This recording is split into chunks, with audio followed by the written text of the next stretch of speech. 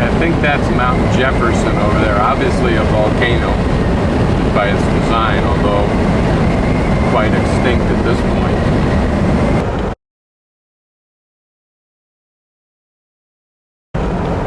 This is the road to McKenzie Pass and Santiam Pass in Oregon, north of Bend on Route 242. It's a little bit longer route, but it's a very pretty road.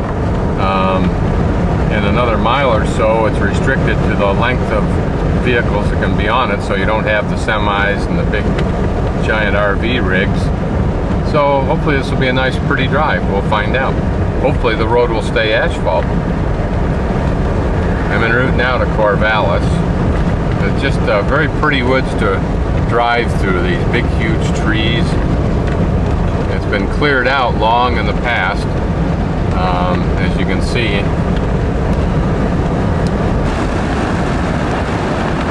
There aren't a lot of evidence of recent stumps, so it's been some time since it was cleared out, and not a lot of regrowth, and certainly no replanting. That's curious. In many places in Oregon, you'll find very extensive and aggressive replanting, in which the little trees are surrounded by plastic and so forth. And in other places, they'll have cut them down and they haven't done a thing to it. This same road, next 17 miles, the sign says, is a historic road, whatever that means. Maybe there'll be interpretive centers along the way. 35 feet and over are prohibited. It's narrow and windy, but very pretty. Both the foliage, some of which is turning color along the sides, as well as the pine cone, or pine leaves rather, pine tree leaves along the border, give it a nice feel.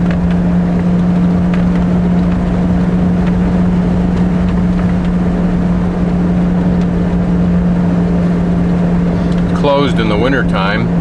Doesn't look like it's been much logged.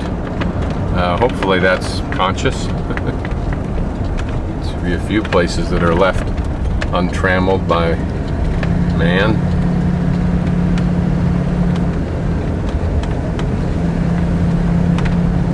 Okay, it's getting pretty gnarly now.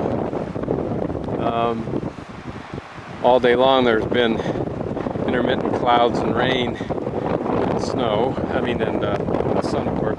But up on top here, at least at this point, where this viewpoint is, you can see that we're in another lava place. Don't know how this will come out. I know what I'll do. This is kind of an interesting shot. It's still raining out there and it's very blustery. But there's sun's streaking across this landscape, so it'll be kind of fun to see how this turns out. You can see the cataclysm of lava flows. What's interesting is a huge upbursts of it, where it's been thrust into the air somehow for some reason. This indicates that what we're looking at is an entire sea of that kind of depth of lava.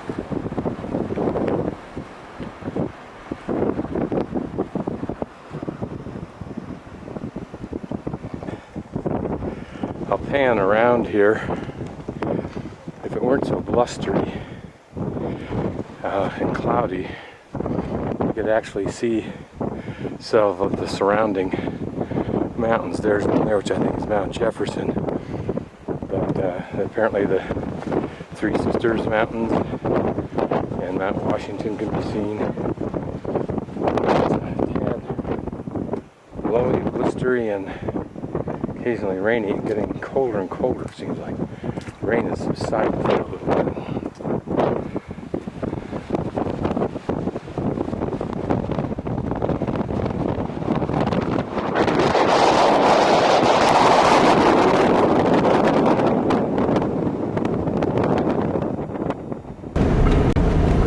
Of the character of the road. You can see why it's called historical. It's been maintained and it's probably similar dimensions to the early days, maybe slightly enlarged over time. But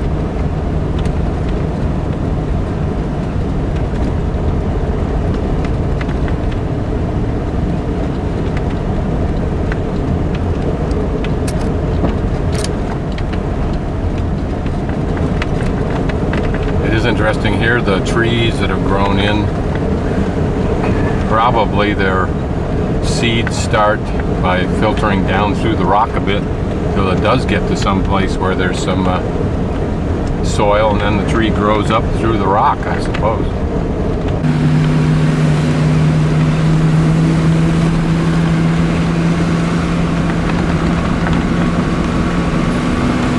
These woods remind me of those words of Robert Frost, "The woods dark and deep."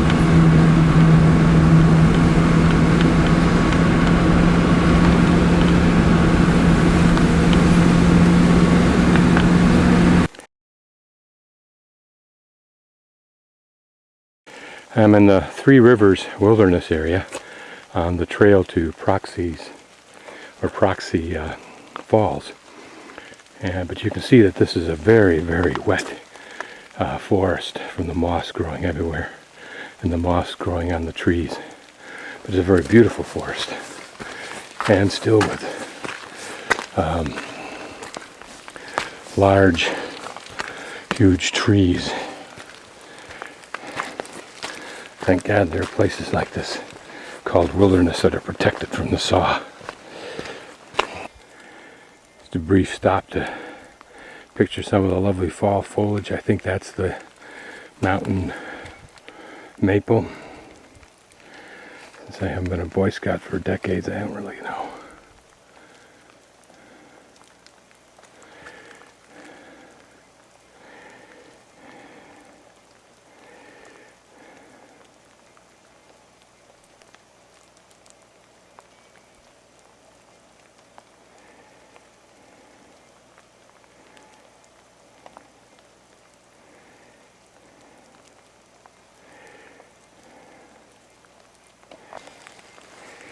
So beautiful, it's hard to just not turn the camera on and keep walking.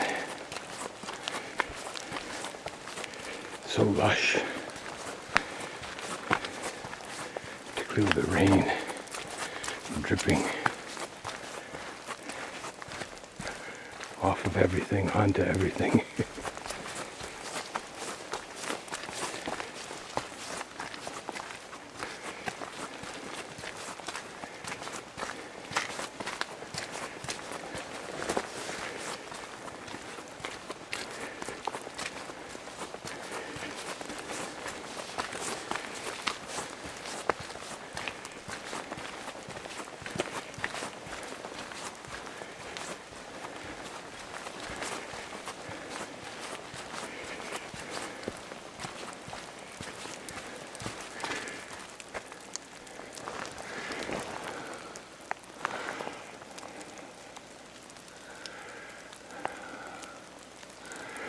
Look at how weathered the bark is. And that bark's designed to take a forest fire and keep right on working. This area that I'm about to walk through epitomizes the deep, dark woods.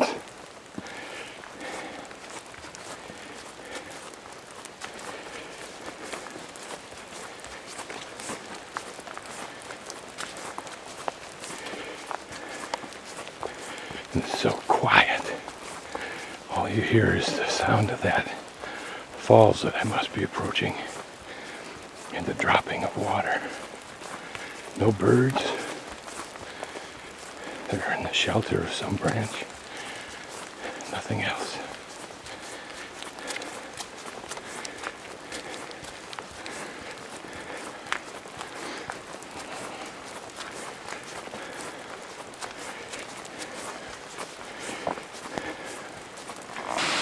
This is the viewpoint of the falls from the trail, and what a magnificent falls it is.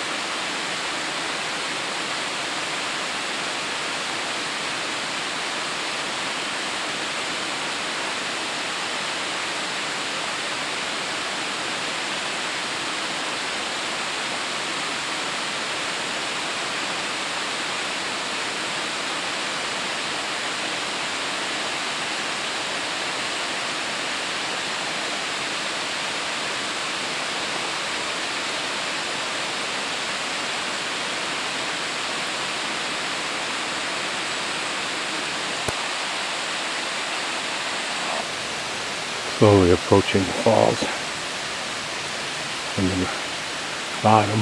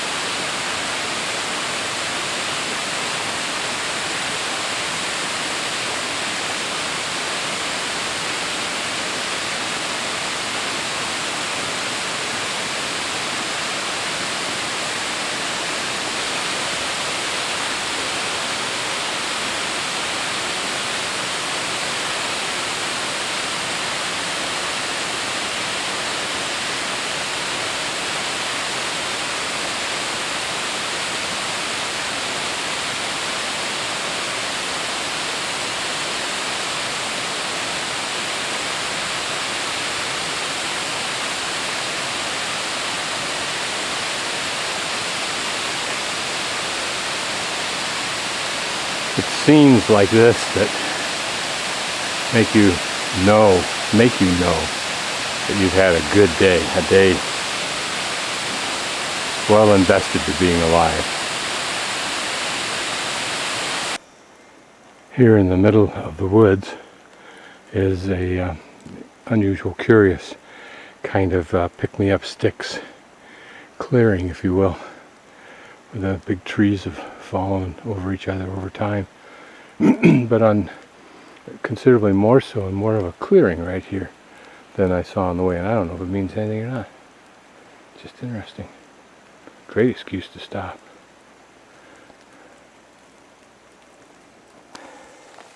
This forest reminds me of forests that Bilbo would walk through in The Hobbit.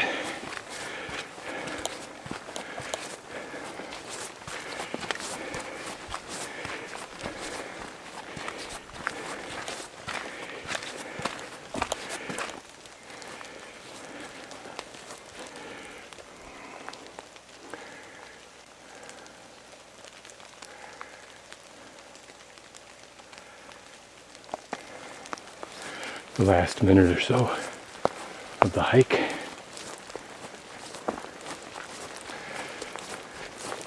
Through this primordial forest, whatever that means.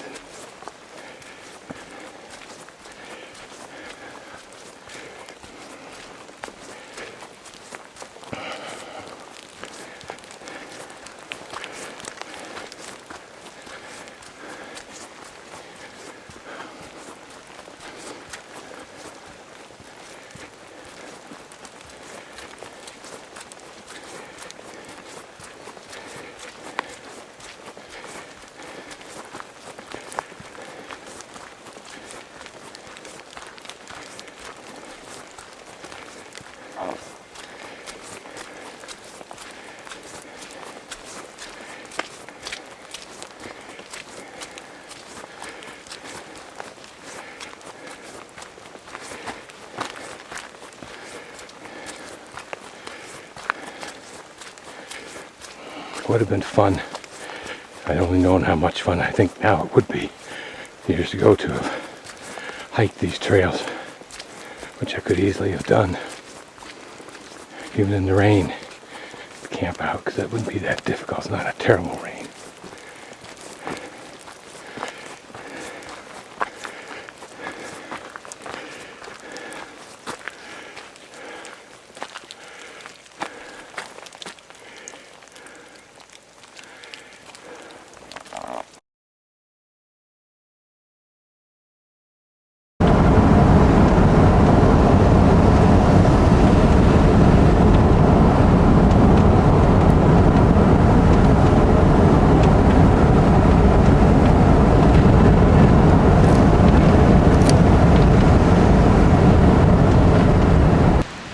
This interpretive sign obviously describes how water permeates into the very porous volcanic rock, particularly when you're talking that cinder, pumice type stuff, and that's what creates the water, provides the water for these falls. And there's apparently a whole bunch of them all through this area. All of this area is part of that huge volcanic eruption period. Here it's pointing out that earlier western Cascades, further to the west, are about 40 million years old, whereas the rocks around this area on the Sahalie and the Koosah are about 3,000 years before today.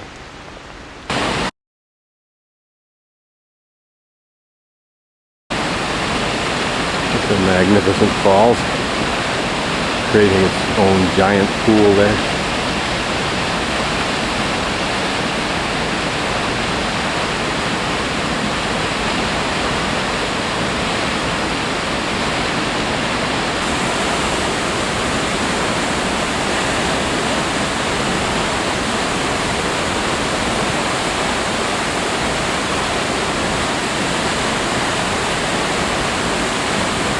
I wonder what it'd be like if you could swim in those pools. I think that waterfall on the right would literally crush you. It'd break your neck. You can see, looking over there across the way, how the falls has cut its way back through this more durable layer of lava product, whatever it is. You wonder if this poor water has any inclination of what's about to happen to it in the next few seconds. Probably not. Blithely it goes to its plummet. Although perhaps it's one of the great thrills of its life. It's interesting that there are little side rivulets or falls. You can see two of them there, one right behind the tree. When you bend down there, you can see it on the left side of the tree, and one over to the right side.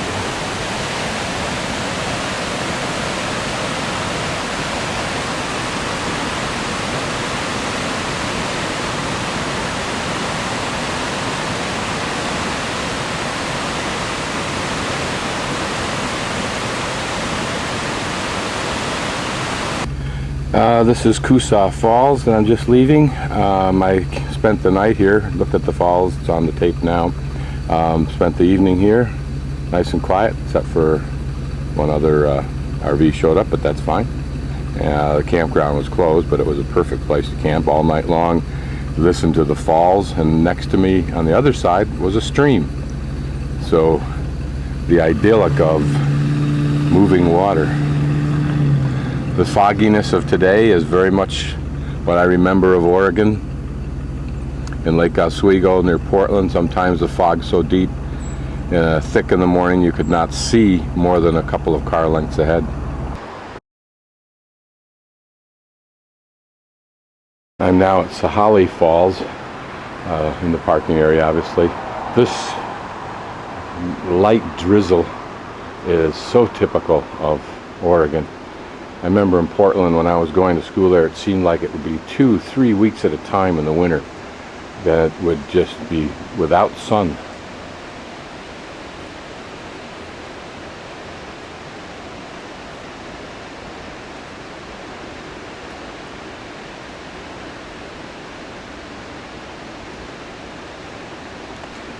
This is a description of something I'd never heard of before, Chinook jargon. Chinook were a form of an Indian tribe, but apparently their language became the basis for this Chinook jargon, very much like Spanglish, the mix of English and Spanish.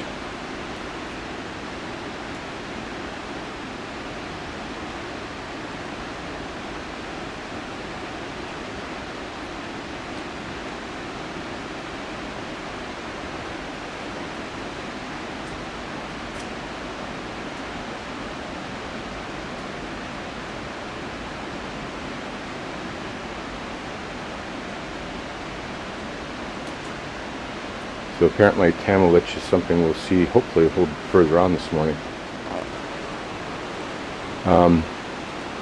So Sahalie Falls, 120 feet high, formed by second lava flow 3,000 years ago.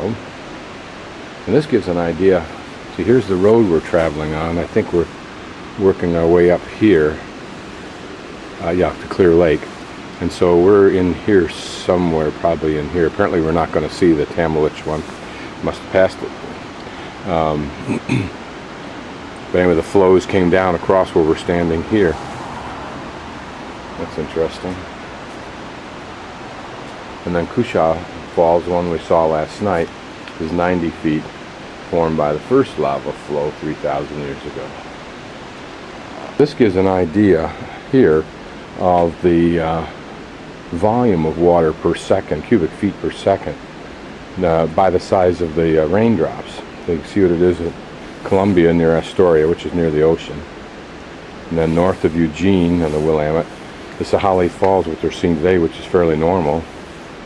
But then the highest flow over Sahalie Falls was the size of that big one, 3,300 CFS, and the lowest was 116. So it probably varies according to snowfall and rainfall. You gotta love these moss-covered, pretty lava rock pedestals that the state has put here. Just did a beautiful job, as they apparently do throughout Oregon, of building these national monuments and so forth.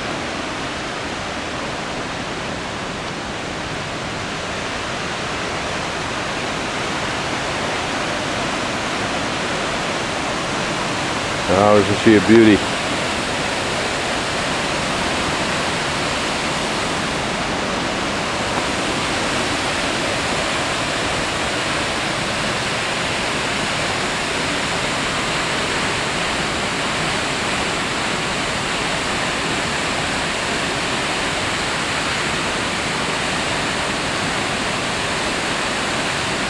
I wonder if anybody has jumped in the water down there. I can only imagine that would just either drive you to the bottom or break your back or your neck.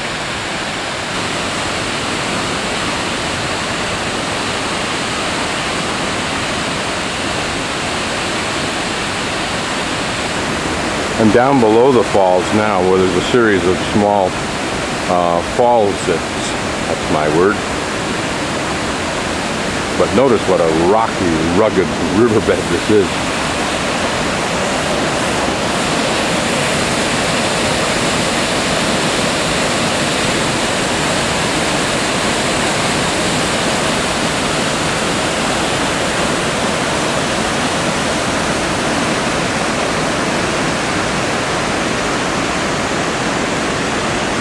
And another falls here, probably 8-10 feet high.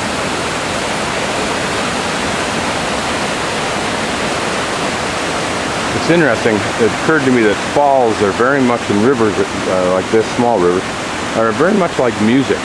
That McKenzie Falls that I was at up in Newberry Volcanic National Monument was a small stream, making discreet, pretty violin, if you will, like music. Whereas this is robust, very much an 1812 overture type of stream. How pretty and clear that water is.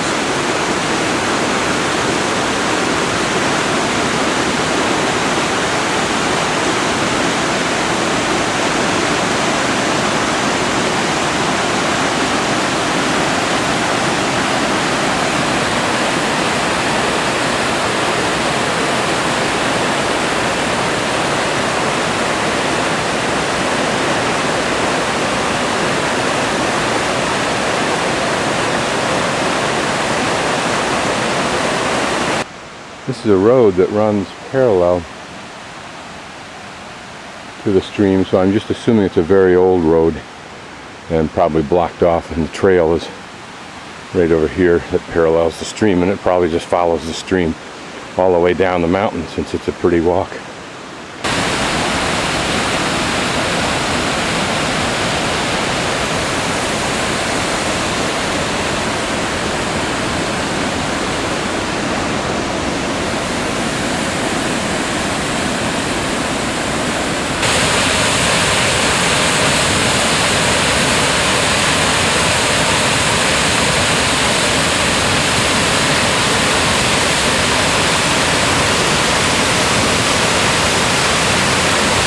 interesting to look at the trail that the adventurous can take through the bottom of the falls or even underneath it. I don't know.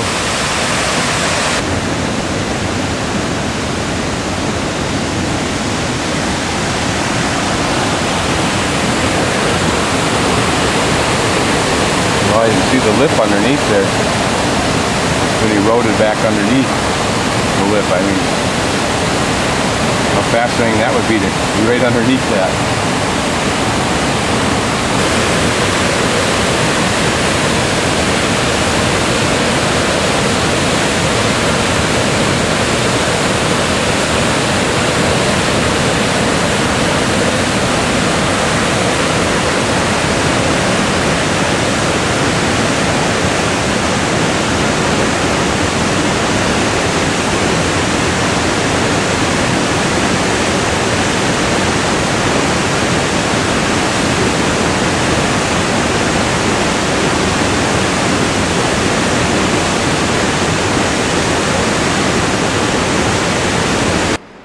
Tell me this isn't Hobbit land.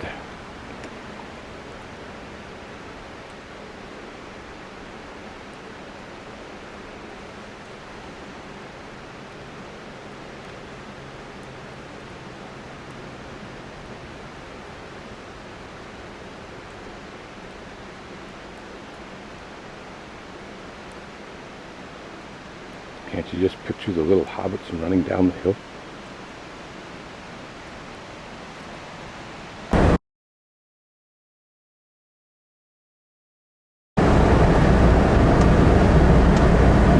Coyote. The only animals I've seen on this trip have been that coyote up close and a coyote that was way down the road that I saw. And I just happened to have turned on the camera to just shoot some of this road, and the coyote came across, so that was pure luck.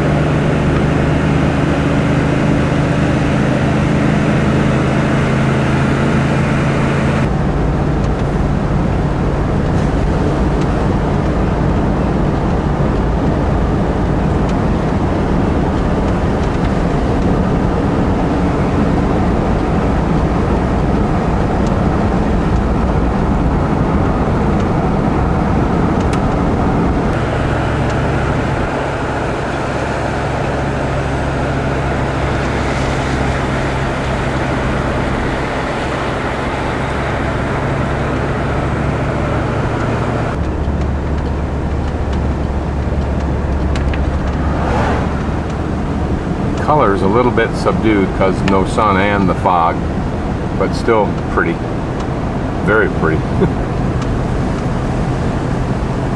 I just started at the top, put it in second gear. The only time I change anything is when there's a real tight curve at 25 miles an hour. I put it in first gear and let her coast down the hill.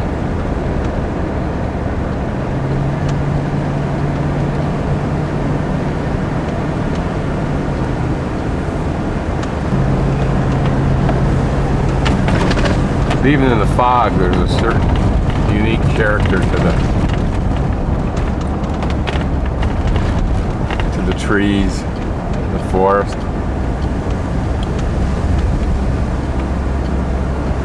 Kind of a mystery.